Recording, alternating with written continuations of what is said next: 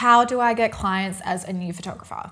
Now, I had these two comments come through on one of my most recent videos. Can you please do a video on how beginner photographers can start getting their first clients? There are a few videos out there like this, but I find those advices to be basic and obvious. And the other one was, are you pitching to get clients because no one is explaining how to get off the ground? So today, we're diving into the real no BS guide on how to book your first clients as a product photographer. I'll be breaking down exactly what it takes, sharing the strategies that actually work, and most importantly, this is a big one, helping you understand that there's no one magical solution that will suddenly make clients flood into your inbox, because it is a combination of multiple things and it's going to require a considerable amount of effort. But if you follow this advice, you're going to be miles ahead of most beginner photographers who give up too soon. So let's dive deep into the foundations of booking your first clients. Number one is understanding what brands need and are looking for in their product photography. So understanding this is crucial, as it sets the foundation for my next point as well in this video. This is where many photographers, especially beginners, miss the mark. It's not just about taking nice, pretty pictures. It's about creating images that align with a brand's goals, connect with their audience, and ultimately drive sales. When brands hire a product photographer, they're not simply buying images. They're investing in a visual tool that tells their story, that elevates their brand identity and compels their customers to take action, whether that's adding a product to their cart, following a brand, or learning more about what they have to offer. So you want to start by identifying the pain points and needs of your target brands. Are they struggling to stand out in a crowded market? Do they lack consistency in their visuals? Perhaps their current product shots don't accurately represent the quality of their products. Or maybe they're searching for a photographer who can provide a long-term partnership, ensuring a consistent flow of content. Someone who is reliable, easy to work with, and whom they can trust 100% to produce assets that help them stand out in a competitive landscape. Knowing these details is going to help you both market your business effectively and craft pitches that truly resonate. Because when you understand how product photos genuinely support a brand's goals, you can articulate and communicate your value more clearly to potential clients. So one common struggle I hear from new photographers is, I don't have the confidence to show up in my business, or I don't know what to say in my content. So this lack of confidence usually stems from not fully understanding the value that you offer. And if you're not confident in your value, how can you expect brands to be confident in hiring you? So often the photographers who struggle with this are also the ones asking, how do I book clients? Or how do I secure consistent work? And if that sounds like you, I hope that this video offers you valuable insights into why you might not be booking clients or achieving consistent work yet. So remember, product photos are part of a brand's broader content ecosystem, and brands already understand their importance. So your job is not to convince them why they need product photography. This is where I see a lot of beginner photographers go wrong as well. They're out here trying to convince brands why they should invest in product photography. They already know. We are in that digital landscape now that brands already know product photography is a necessity. So therefore, your job is to communicate why they should choose you. This is why having a deep understanding of what brands are looking for and being confident in the value that you bring to the table will give you a significant competitive advantage. Moreover, understanding the niche that you want to work in, whether it's skincare, beauty, food and beverage, or another sector, will help you curate your portfolio to attract the right brands. The key here is to show this. For example, if you want to target skincare brands, you should be able to showcase imagery that highlights product textures, benefits, and fits seamlessly with the brand's aesthetic. So if you aim to attract bright and colorful brands to your portfolio, but all your work is full of dark and moody photos, you're less likely to appeal to the bright and colorful brands. So you want to align your work with the types of clients that you want to attract, and you'll naturally start drawing in the right opportunities. So now that we've touched on the need for you to understand what brands are actually looking for in their product photography and in a product photographer, so understanding their pain points and their creative requirements, this brings me to my second point. Because when you understand all these things, you're then going to use this information in your marketing and your pitches. And this is where a lot of product photographers get stuck because they think that having a beautiful portfolio is enough. However, it's not.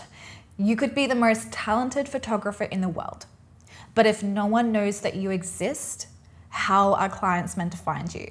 So this is why you need to put just as much effort into your marketing as you do perfecting your craft. Now, there are two primary ways to market yourself as a product photographer: inbound and outbound marketing. Both are essential. And when used together, they create a powerful combination that helps you consistently book clients. Now, inbound marketing is all about creating content that attracts potential clients into your business. It's about showing up online consistently, sharing valuable insights, behind the scenes content, and building a brand presence that draws in brands that resonates with your style. Think of inbound marketing as like planting seeds. So every time you post a piece of content, you're planting a seed that has the potential to grow into a new client relationship. So here are some ways to implement inbound marketing effectively. 1, showcase your work on social media. This is obvious and basic advice. Instagram, TikTok, and LinkedIn are probably the most powerful platforms for product photographers. Post regularly and show a mix of your portfolio, behind the scenes shots, before and after edits, they do really well, and even client testimonials. This gives potential clients a well-rounded view of what working with you looks like. Point number 2, create valuable content. So don't just post your work and be like, new work for so-and-so. Share your knowledge. Create educational content around what product photos actually do for a brand. Lighting techniques that help to create an emotion in a customer. The process of creating a great shot, which doesn't just include your shoot, but also a thorough pre-production plan. Brands will see you as an expert, which builds trust and authority. Thirdly, leverage SEO on your website. Make sure your website is optimized for search engines. So this means using relevant keywords in your portfolio, descriptions, blog posts if you do that, and service pages. For example, if you specialize in skincare product photography, make sure those keywords appear in your website's content so potential clients searching for those services can actually find you. I have had clients tell me they found me via Google, which is another reason why I believe you should have a website. So here's just a quick tip. Consistency is key with inbound marketing. Again, basic advice, but a lot of people aren't consistent. Showing up regularly and sharing valuable, engaging content will help you build brand awareness and position yourself as an authority over time. Because if you go months without posting, people might be like, hello, are you still there? Are you trustworthy? Are you going to reply to me? So showing up regularly is a strategy in itself that builds trust. Next, we have outbound marketing. So outbound marketing is where you take a proactive approach and reach out directly to the brands that you want to work with, aka pitching. This requires more effort, but it can be incredibly effective, especially when you're just starting out and you need to get your name out there. So we have cold email outreach. Now, this is one of the most effective ways to pitch your services. However, it's important to approach it the right way. Research the brand thoroughly before reaching out and tailor your email to speak to their specific needs and goals. Don't just say, hi, I'm a photographer, I'd love to work with you, I provide high quality content. That does not stand out. Instead, provide value upfront by highlighting how your photography could solve a problem they're facing or elevate their brand's visuals. Because I can only imagine how many emails brands get every day. Now that we have UGC content, which is very prevalent in our digital landscape, brands are going to be getting pitches left, right, and center. That's just the nature of the industry. And so you really want to be crafting a pitch that is going to stand out. And that in itself requires effort. Next, use LinkedIn to connect with decision makers. So LinkedIn is actually kind of a gold mine for finding potential clients, especially in the e-commerce, beauty or lifestyle sectors. So you can connect with marketing managers, brand directors, creative directors, and engage with their posts before pitching your services. This helps to build a relationship before you make an ask. Next is attending networking events and industry meetups. Sometimes it's actually not about what you know, but who you know, so referrals. Attend industry events, both online and offline, where you can connect with brand representatives and other photographers. Build genuine relationships without always trying to sell yourself. Your connections might actually lead to referrals or future opportunities, whether it's 6 months or even 12 months down the track. Now, as an extra tip, you might want to try and track your outreach efforts to see where people are coming from so that you can double down on that area. So this is why when you do have a lead, it can be so beneficial to ask them, how did you find me? And you can then start collecting data. Now, the magic happens when you combine both approaches. While you're building awareness through inbound marketing, you're simultaneously reaching out to brands directly through outbound marketing. This ensures you're not just like waiting around passively for clients to come to you, but actively creating opportunities to book work. For example, a brand you cold email may not actually respond to you right away. But if they see you consistently showing up on Instagram, LinkedIn, wherever with valuable content, they'll start recognizing your name and your brand. This gets them familiar with you and increases the likelihood of them considering you when they actually do need a photographer. Now, I just want to cover some quick common mistakes that photographers make when it comes to their marketing. Number one is not having a clear strategy. So if you're posting sporadically without a clear message or a goal, this won't get you results. You want to make sure that your content speaks directly to your target market and showcases the type of work you want to be known for. For example, if all you say on every post is new work for X brand, change up your strategy ASAP, because the only value that you're offering here when you do this, and you do in fact offer more value, is just your photos. Secondly, not following up. If you've sent an email or a DM and you haven't heard back, follow up. Brands are busy, and sometimes a polite follow-up is all it takes to bring you back to the top of their mind. Thirdly, not investing your time consistently. Many photographers just give up too soon when they don't see immediate results. This is like a massive one that I see. Marketing is a long game. Business is a long game, and it requires consistent effort to build momentum and results. The key takeaway here is that marketing yourself as a photographer is an ongoing effort. It requires you to be proactive, strategic, and consistent. The more that you show up, the more opportunities you'll create to book clients and establish yourself as a go-to photographer. It also takes time. I'm talking years. So you've got to be patient as well. So this combination of inbound and outbound marketing will be a game changer in getting your first and many more clients if you do it consistently. So now that we've covered the practical aspects of understanding what brands need and marketing yourself, I just want to dive into the internal work, because this is just as important. And that is mastering your mindset and building your confidence. Now, this might seem like fluff to some people, but trust me, after speaking with many new product photographers, it's actually this work that is the missing piece. I can 1000% tell you that. And this is a reason that I started teaching mindset, because of the impact that it actually has on growth. So I guess we could call this section the magical strategy that you're missing. And this work can be the very thing that determines whether you succeed or give up when things get tough. Now, this is why your mindset matters. Your mindset, so your beliefs, your conditioned behaviors, the way you respond to things, influences how you show up in your business. It influences how you interact with potential clients and how you handle rejection. If you don't believe in your ability to book high-paying clients, for example, or if you constantly doubt your worth, it will show in your actions or lack thereof. Clients can sense insecurity, and if you don't feel confident about the value that you bring, how can you expect them to feel confident investing in you? Really think about that. And a common barrier I hear from most beginners is, well, I don't have the confidence to pitch myself, or I'm not good enough to charge X rate. These thoughts are often rooted in fear. Fear of rejection, fear of not being good enough, fear of failure. And the problem is, if you don't believe in your own value, you'll struggle to convince clients to believe in it too. Energy does not lie. So, what do? We need to reframe your mindset around your value.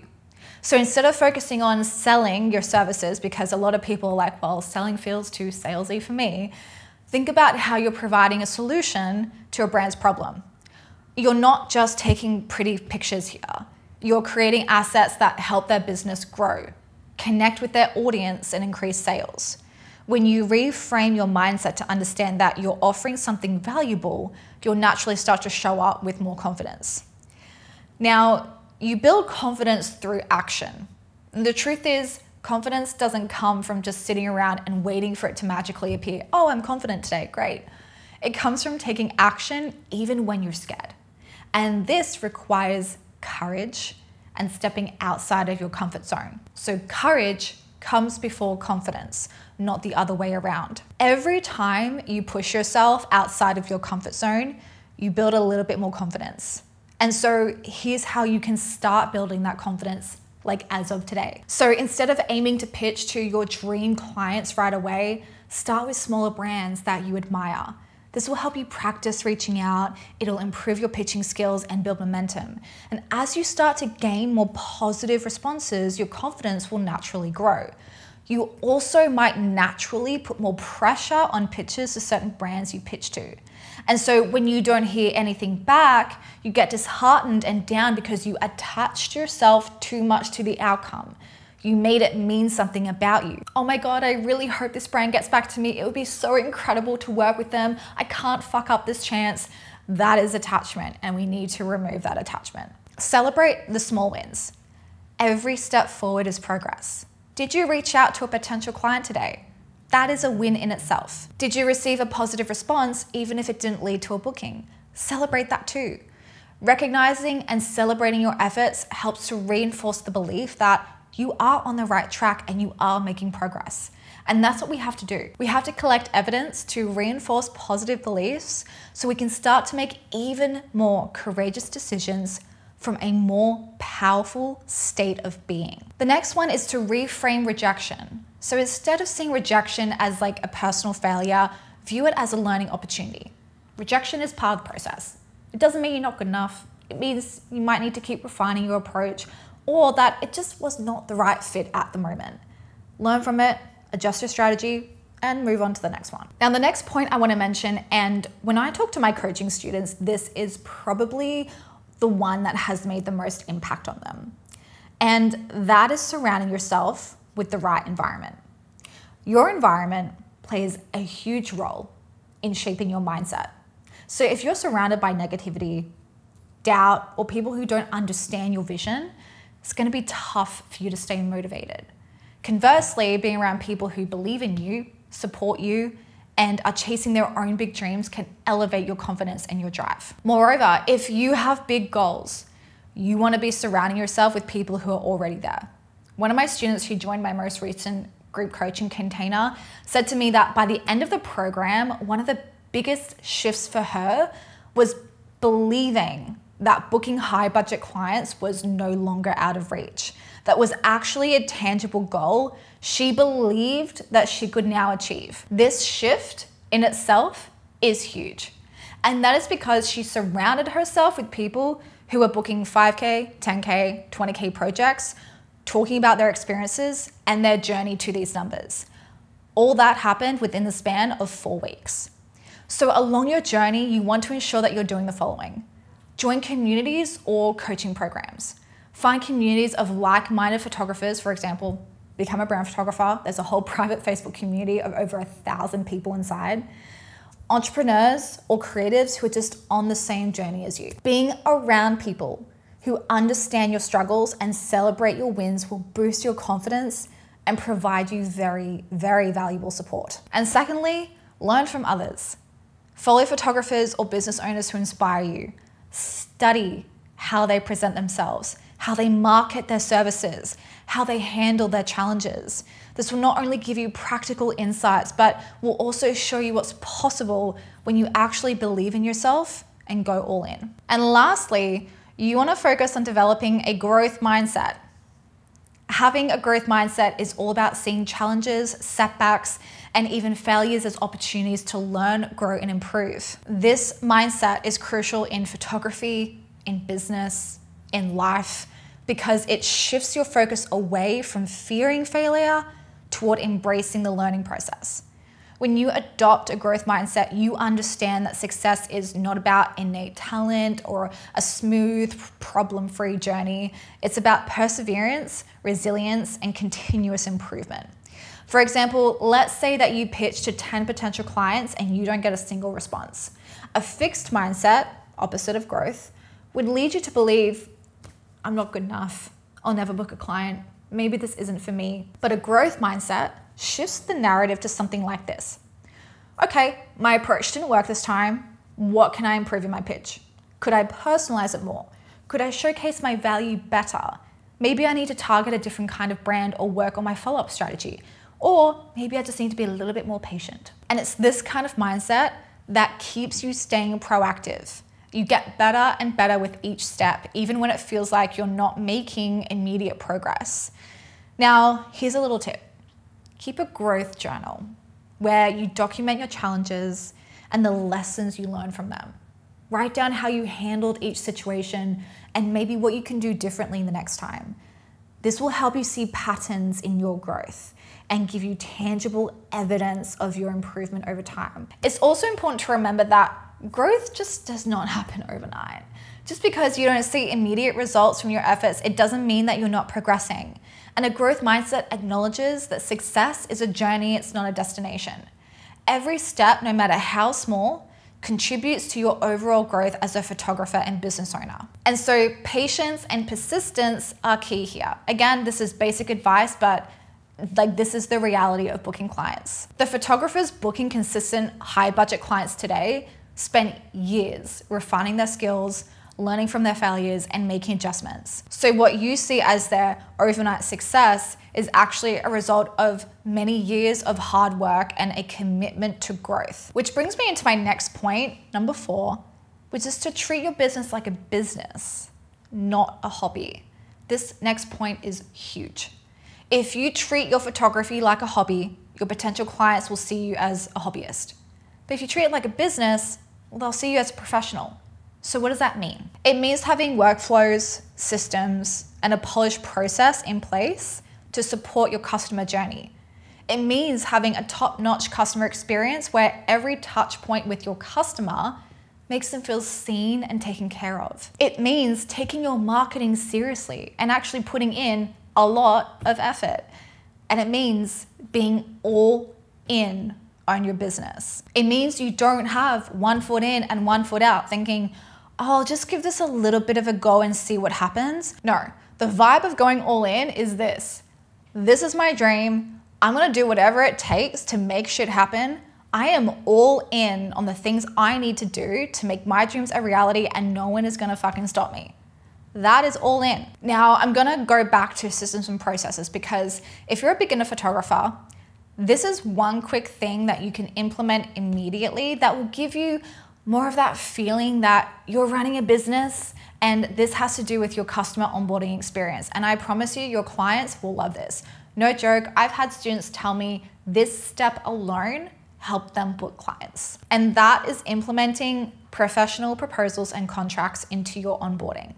Because when you outline your service, your pricing, your scope of work, your process in a professional proposal, not only does it communicate your value better to the client, but it makes your client feel confident in hiring you. And there's a whole tutorial inside Become a Brand Photographer if you're interested in that. Now, point number 5 is creating quality work without the big studio or lots of fancy equipment. You can create really nice work with one light and a bounce card. For example, this photo here was using one light and a white foam board. I didn't even use a colored background because I didn't have one at home. A lot of this was done in Photoshop. And if you're inside my mini course, Book Your First Photography Client, there's a Photoshop job shadow on how I edited this photo from start to finish. Like, it will instantly elevate your work, instantly, knowing these skills. You do not need a ton of fancy equipment or a massive studio to create work that brands want. Now, I do believe that gear matters. It does. But it's how you use the gear that matters the most. The most important thing you want to be focusing on as a new photographer is understanding lighting, composition, and how to make the product look its best. High quality work doesn't require a lot of space or expensive lights. It requires creativity and resourcefulness and an eye for detail. Especially when it comes to product work, you want to be able to problem solve how to make a product look its absolute best based on both the material that the product is made of. For example, is it reflective, matte, glossy, and telling the story of the product and the brand. And the storytelling part, I think, is sometimes the most challenging part of an image. It's about how you use light, props, color, and composition to create an image that is designed to capture someone's attention. But while it's probably the most challenging aspect of the photo, it's probably the most fun. My other tip here is know the type of work that your target market is looking for. For example, if there is a brand that you would love to work with and attract to your business, look at their current product photography. What are they posting? What do they use on their website? What colors do they use? Is their imagery bright and colorful or dark and moody? If there's a skincare product, for example, do they focus on textures or simple hero shots of their products?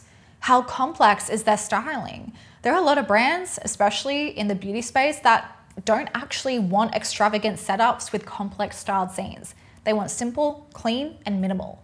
So take note and analyze what kind of assets brands are using and use this information to curate your portfolio and to market your business. Now, here is the reality. There is no magic formula for booking clients as a product photographer. It is a combination of understanding your client's needs, marketing yourself effectively, having the right mindset, treating your business like a business, and producing quality work with whatever resources you have. There is no shortcut and there is no magical strategy that you're missing. But if you put in the effort, you adapt and stay consistent, you will start booking clients, I promise. It might take time, but this is the journey and you have to learn to enjoy the journey. And so in response to these comments, everything I've just spoken about in this video is how to get your photography business off the ground. And yes, some of these things are basic. Some of these things might be really obvious, but a lot of these things require consistent effort and a long-term mindset, which is the thing that typically puts people off. By watching this video, you now know how to book clients. But now you have to do the work. And sometimes people don't want to do the work. And that's why they're still asking the question, how do I book clients? So if you found this video helpful, let me know. I promise you there's no other magical thing you're missing here. I really just want to emphasize that and drive that point home. And if you feel like this advice is basic and obvious, then I would highly recommend to look at your mindset, because that is the thing that is stopping you from actually moving forward in your business.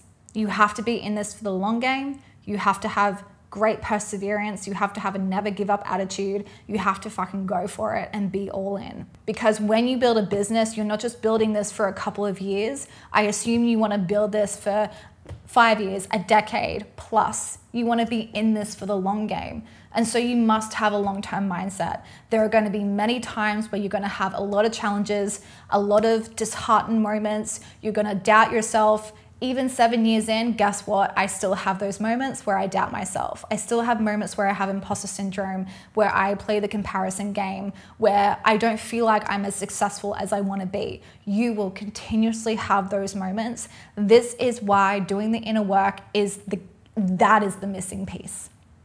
That is the missing piece, is working on your mindset. Because your results are a result of your actions. Your actions are a result of how you feel. How you feel is a result of your inner beliefs. So if you don't believe that you are worthy of something, if you don't believe you are good enough, you are not going to take the aligned actions that lead to the aligned results that get you the results you want if you're in that state of lack. So you have to shift your mindset from a primal state to a powerful state, to a state where I can do this, I believe in myself, I'm gonna keep going. That is the missing piece. Mic drop.